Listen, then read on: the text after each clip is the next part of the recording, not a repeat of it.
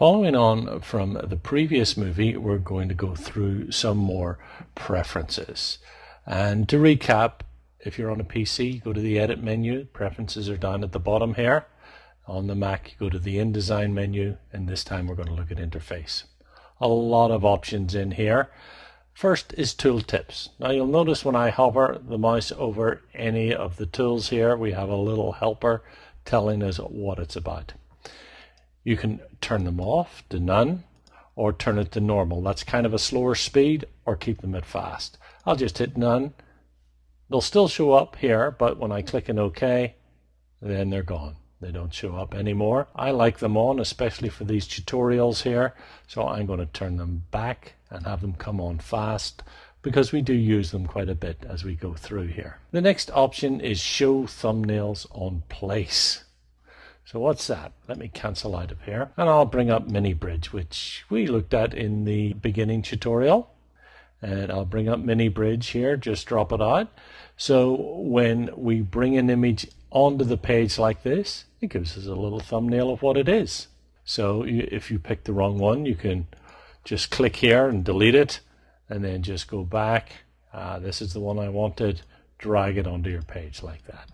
I'll delete this and close out MiniBridge here. Back into my preferences again, Interface.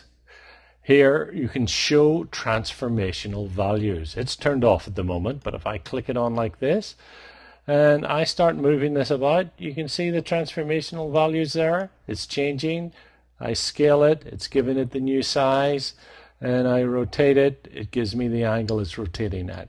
If you want to see those, you turn that on. Back into our interface here. I'm going to turn this one off because I really don't want it. Enable multi-touch gestures.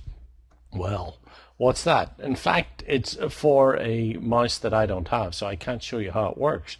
But I can show you what to do if you're not sure of what something is in here. So we'll go straight to our help, and we'll just type in preferences. And then we'll go to Adobe's online help. It's got to connect online, so we've got to go there.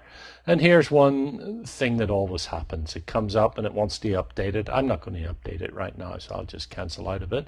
But it's a good idea to update it. It keeps everything current. So when you go from InDesign into the help, it automatically goes to Adobe Media Encoder. I think they could be smarter than that, and if you're typing help from InDesign, they should be able to work out that you want InDesign help, but that's the way it is. So here I can just go Preferences,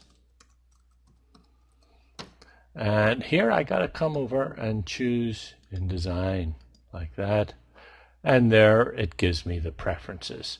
So here we can go Interface Preferences like that for an even closer down here. Change Interface Preferences, and it's down here. And there you can see Enable Multi-Touch Gestures. Allows multi-touch mouse gestures when you use the Magic Mouse in the Mac OS. So if you have a Magic Mouse, you can use this, but if you don't, obviously you can't. So you can always go to the online help, and it'll give you details of what all these items are. So let me just head back to InDesign now, and we'll take a look at some more options here.